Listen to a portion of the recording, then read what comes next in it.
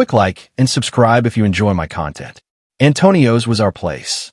The Italian restaurant on Morrison Street where we had our first date, where I proposed 3 years later, where we celebrated every anniversary and birthday and promotion. My wife Lauren loved their carbonara, loved the corner booth by the window, loved the way the owner Sal always remembered our names. We went there at least twice a month for 7 years. Then suddenly, 3 months ago, she stopped wanting to go. "I'm tired of Italian food," she said. "Let's try something new." I thought it was just a phase, a craving for variety. Then I showed up at Antonio's alone on a Thursday night because I was craving their lasagna, and the hostess, a young woman named Maria who'd worked there for years, saw me and smiled. "Mr. Hayes, good to see you. Will your wife be meeting him again tonight, or are you dining alone?" The blood drained from my face. "Meeting who?" Maria's smile faltered. Her face went pale. "I'm sorry, I thought. I didn't mean," but it was too late. She'd already told me everything I needed to know. My wife had been coming to our restaurant, our special place, with someone else, and the staff had seen them together so many times they thought it was normal. "My name is Connor.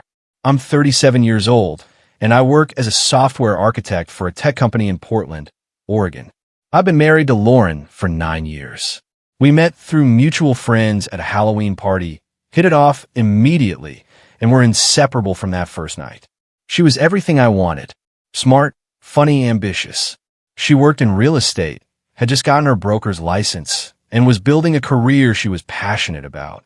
Antonio's became our place early on.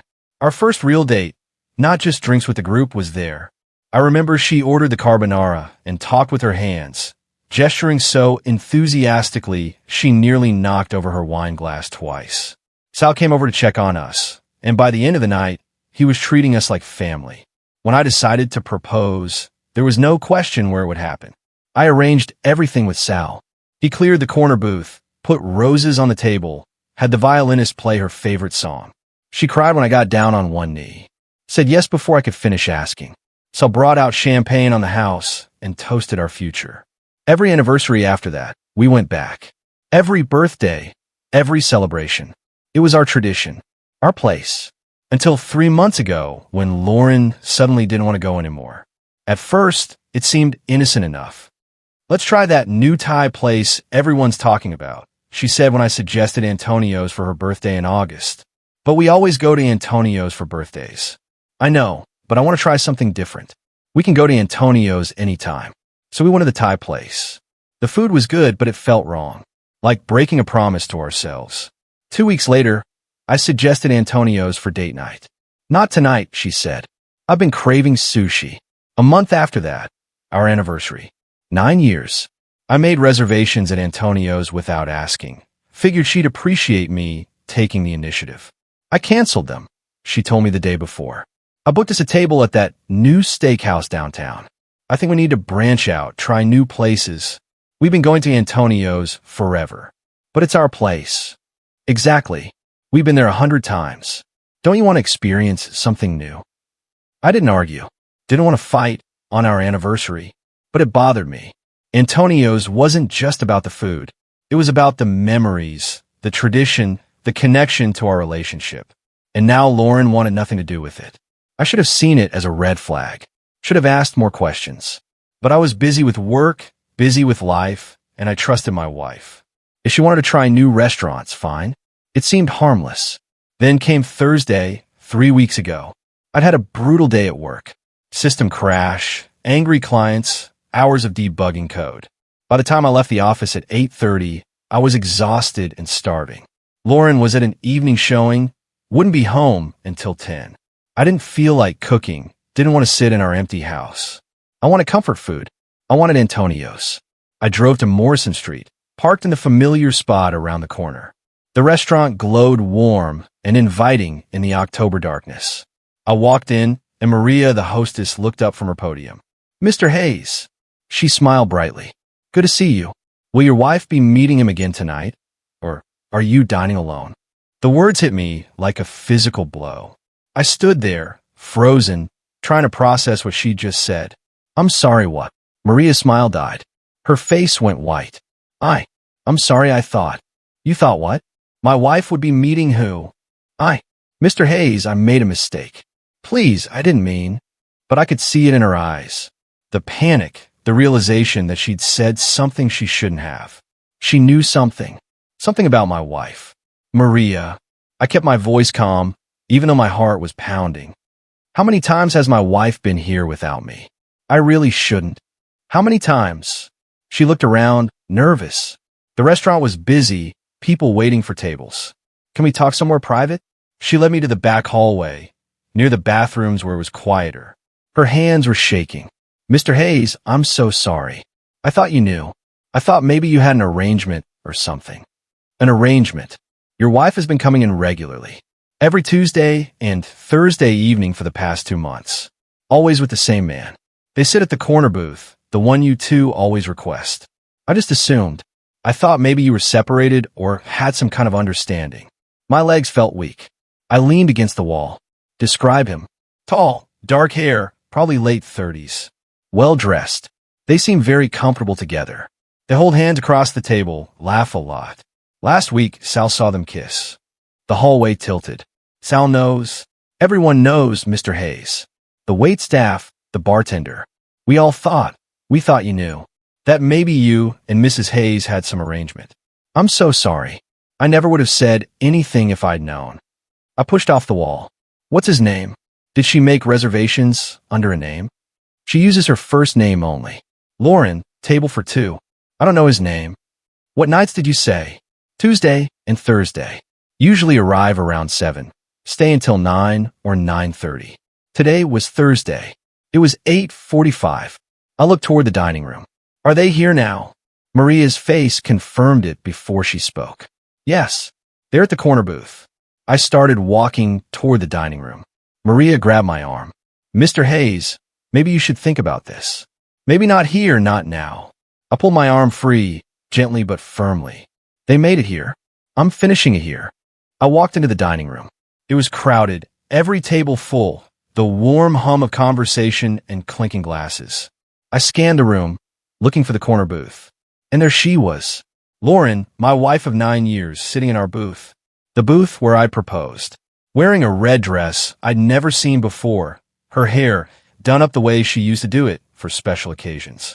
Smiling, laughing, leaning forward across the table.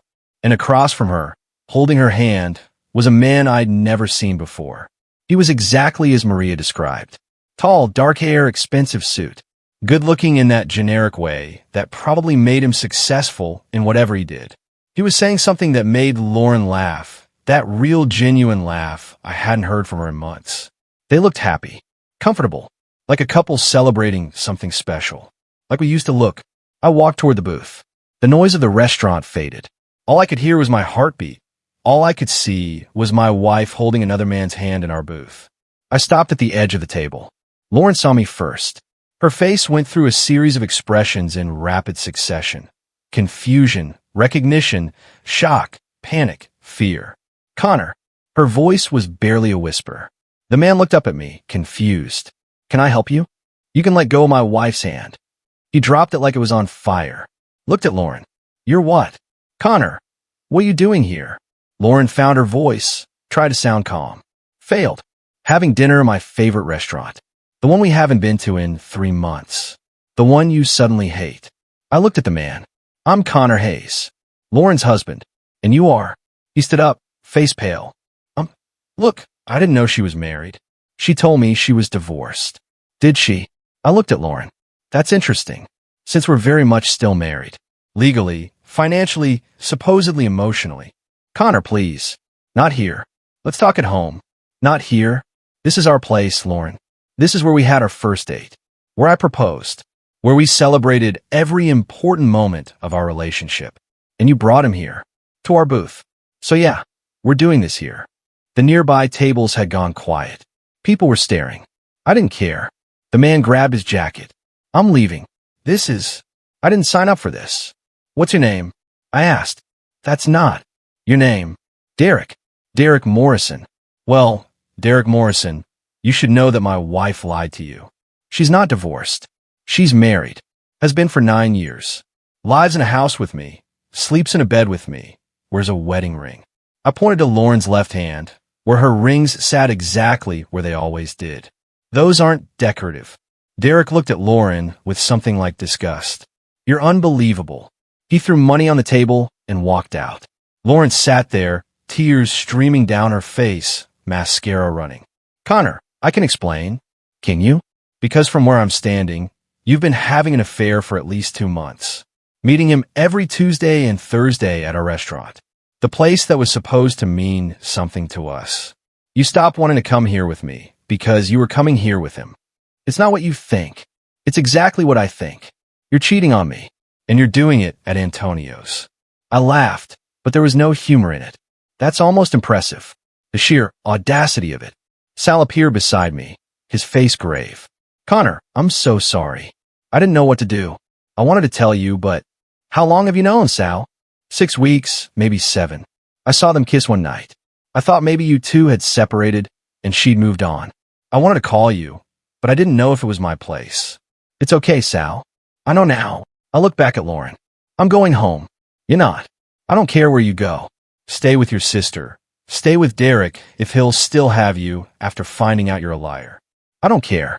But you're not sleeping in my house tonight. Connor, please let me explain. There's nothing to explain. I'm filing for divorce. You'll be served by the end of the week. I pulled off my wedding ring and set on the table between her wine glass and her half-eaten carbonara. The carbonara she used to order with me. You threw away 9 years for what? Tuesday and Thursday dinners with a guy who didn't even know you were married. She reached for my hand. I stepped back. Don't touch me. Don't call me. Don't come home. We're done. I turned and walked out of Antonio's for what I knew would be the last time. Behind me, I heard Lauren sobbing. I didn't look back. I sat in my car for a long time, hands shaking, breathing uneven, trying to process what had just happened. My wife was having an affair. At our restaurant. At our booth. Every Tuesday and Thursday for 2 months while I thought she'd just gotten tired of Italian food. The betrayal was one thing. The location was another. She could have gone anywhere, any restaurant in Portland. But she chose Antonio's. Chose to create new memories in the place where our relationship lived. Chose to poison something that had been sacred. That felt intentional. Cruel. I drove home, called my brother from the driveway. Matt lived in Seattle, worked as a corporate lawyer. If anyone would know what to do, it was him. Connor? It's late. Everything okay? No. Lauren's been cheating on me. I just caught her at a restaurant with a guy. I need a divorce attorney. Tonight. There was a pause. Jesus. Okay. Come to Seattle. Stay with me this weekend. I'll set you up with someone from my firm first thing Monday morning. I don't want to leave the house. What if she comes back and takes things? Then change the locks tonight. Home Depot is open until 11. Get new locks, secure the house, pack a bag, and drive up here. You shouldn't be alone right now. He was right. I went to Home Depot, bought new locks and a deadbolt. Went home and changed every lock on the house. Front door, back door, garage. It took 2 hours. Methodical work that kept my hands busy and my mind focused. While I worked, Lauren called 16 times. Sent text after text. I didn't read them. Didn't answer. Just kept installing locks. At midnight, I packed a bag and drove to Seattle. Showed up at Matt's apartment at 2 in the morning. He opened the door, took one look at my face, and pulled me into a hug. I'm sorry, man. I'm really sorry. Me too. I stayed with Matt that weekend. Barely slept, barely ate. Just sat on his couch staring at nothing, trying to understand how my marriage had fallen apart without me noticing. Monday morning, Matt took me to his firm. Introduced me to a family law attorney named Patricia Dunn. She was in her 50s, professional but kind. Tell me everything, she said. I did. The restaurant, the hostess's comment, finding them in our booth. The man who didn't know she was married. Patricia took notes, asked questions. Do you know how long the affair has been going on? The hostess said 2 months of regular Tuesday and Thursday dinners.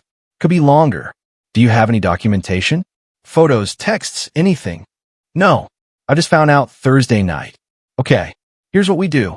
Oregon is a no-fault divorce state, so the affair doesn't technically matter for the divorce itself, but it can influence asset division, especially if you can prove she used marital funds to support the affair. Restaurant bills, hotels, gifts, anything like that. How do I prove it? Bank statements, credit card records. We subpoena her phone records. We talk to the restaurant staff, get statements about how often she was there, whether she paid with a joint card. We build a timeline. What about the house? Both names on the deed? Yes. Then you either buy her out, she buys you out, or you sell and split proceeds. Given the circumstances, I'd recommend pushing for you to keep the house. We can argue that her infidelity justifies an unequal split. Over the next week, I worked with Patricia to build a case. We pulled bank statements, credit card records. Every Tuesday and Thursday for 2 months, charges at Antonio's on our joint credit card. $60 to $80 each time. She'd been using our money to pay for her affair dinners. We got statements from Sal, from Maria, from 2 waiters who'd served Lauren and Derek multiple times. All of them confirmed the timeline, confirmed the physical affection they'd witnessed. I also hired a private investigator, even though the affair was already exposed. I wanted to know everything. If there were hotels, other restaurants, other men. I needed the complete picture. The investigator's name was Robert Kane. He came back with a report after 1 week. Your wife has been in contact with Derek Morrison since late July. They met at an open house she was hosting. He was a potential buyer. They started texting, moved to phone calls, then in-person meetings. Hotels. Twice. Both times at the Marriott downtown. Mid-August and mid-September. Charged to her personal credit card, not the joint account. So it wasn't just dinners. It was a full affair. Hotels, gifts, plans. I felt numb looking at the evidence. This was real. This had been happening while I worked late, while I slept in the same bed with her, while I kissed her goodbye in the mornings. Lauren tried to contact me constantly. Calls, texts, emails, showing up at my office. I had security escort her out. Told her all communication needed to go through my attorney. Her attorney sent a letter 2 weeks after I filed. Lauren wanted to reconcile, wanted counseling, wanted to work things out. Patricia showed me the letter. What do you want me to say? Tell her no. Tell her I want the divorce finalized as quickly as possible. Are you sure? Some people can work through infidelity. She didn't just cheat, Patricia. She did it at our restaurant, the place where we got engaged, where we celebrated everything important. She poisoned that. There's no coming back from that. Patricia drafted a response. Firm, clear. No reconciliation. Proceed with divorce. The process took 4 months. Lauren fought me on the house, claimed she deserved half because she'd contributed to the mortgage. But the evidence of her affair, of using joint funds for it, gave us leverage. We settled. I kept the house, bought out her share at a reduced amount. She kept her car, her personal accounts. We split retirement savings. Clean break. The divorce was finalized in February. I sat in the courtroom and watched the judge sign the papers. Felt nothing but relief. After, in the parking lot, Lauren approached me. She looked smaller, somehow diminished. Connor, can we talk? No. Please. I just want to explain. There's nothing to explain. You had an affair. You did it at our restaurant. You used our money. You lied for months. What else is there? I made a mistake. I was feeling neglected, feeling invisible. Derek made me feel seen. So you destroyed our marriage instead of talking to me. That's not a mistake, Lauren. That's a choice. You made it every Tuesday and Thursday for 2 months. I'm sorry. I'm so sorry. I don't care. I got in my car and drove away. That was the last time I saw her. 6 months after the divorce, I started dating again. Nothing serious, just reminding myself what it felt like to connect with someone new. Someone who hadn't betrayed me. I avoided Italian restaurants for a while. Couldn't stomach the idea. But eventually, I tried a new place. Small trattoria in Northwest Portland. The food was good, the atmosphere warm. It wasn't Antonio's. But that was the point. A year after the divorce, I met someone. Her name was Sophie. She was a nurse, kind and direct. On our 3rd date, I told her about Lauren, about the affair, about Antonio's. That's awful, she said. I'm sorry that happened to you. It taught me to pay attention, to not take things at face value. Good. You shouldn't. She reached across the table and took my hand. For what it's worth, I'm terrible at lying. I don't even try. What you see is what you get. I appreciate that more than you know. We've been together for 8 months now. It's good. Honest. No games, no secrets. I drive past Antonio's sometimes. Can't help it, it's on my route to work. The corner booth is visible through the window. Sometimes I see couples sitting there, laughing, holding hands, starting their own traditions. I don't feel anger anymore. Don't feel much of anything when I see it. It's just a restaurant now. Not sacred, not special. Just a place where something that used to matter doesn't matter anymore. Lauren took our place and made it hers and Derek's. And in doing so, she freed me from it. From the memories, from the tradition, from the weight of trying to preserve something that was already broken. I heard through mutual friends that she and Derek didn't last.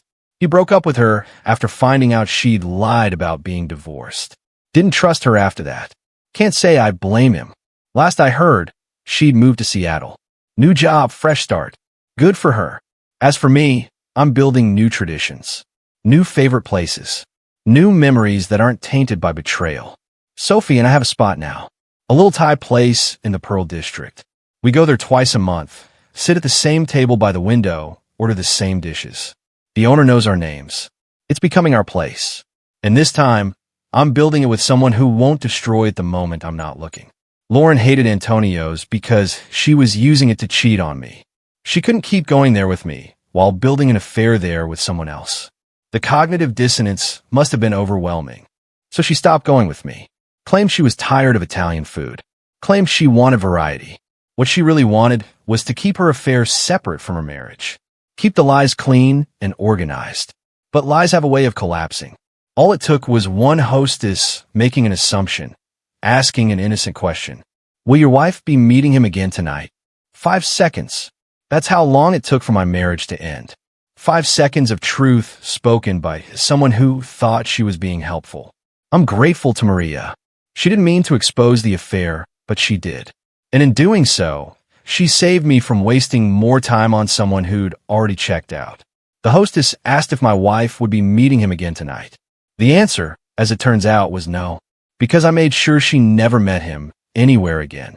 And I made sure I never wasted another minute on someone who could turn our sacred place into the setting for her betrayal. Antonio's was our place. Until it wasn't. Until she made it theirs. And now it's no one's. Just another restaurant on Morrison Street where people eat pasta and fall in love and break each other's hearts. I don't go there anymore. Don't need to. I've found better places. With better people. Who understand that some things are sacred. And when you violate sacred things, you lose them forever. Lauren learned that lesson the hard way. And I learned to never ignore the small changes. The sudden aversions. The unexplained shifts in routine. Because sometimes, I'm tired of Italian food means something else entirely. And if I'd been paying closer attention, I might have figured it out before a hostess did it for me. But either way, I know now, and I'm better for it.